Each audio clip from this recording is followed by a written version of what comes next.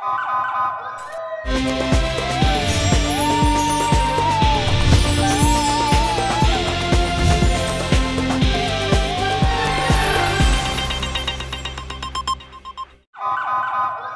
पहले नजर डालते हैं अब तक की बुलेटिन। बिहाड़ी महकमा गैस ने माह रमजान में भी हट धर्मी ना छोड़ी।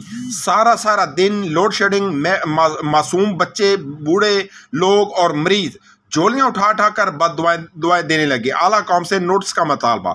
जी बिल्कुल, बिहाड़ी शहर और गुर्दनवा में गैस की मुकम्मल बंदिश से शहरी बलक उठे। मुकद्दस महीने माह रमज़ान में भी जालिम महकमे ने अपनी हट धर्मी ना छोड़ी। 12 घंटे की लोड शेडिंग से घरों में मौजूद मासूम बच्चे, बुजुर्ग, शहरी, मरीज, बीमार खवातीन झोलियां उठा कर बददुआएं देने लगी।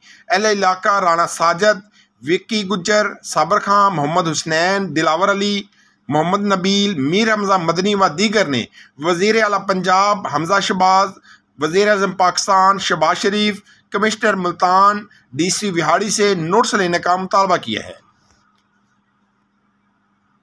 मेरा भी है एतबार, रिश्ते भी चमके चम चम चम चम चम चम चम चम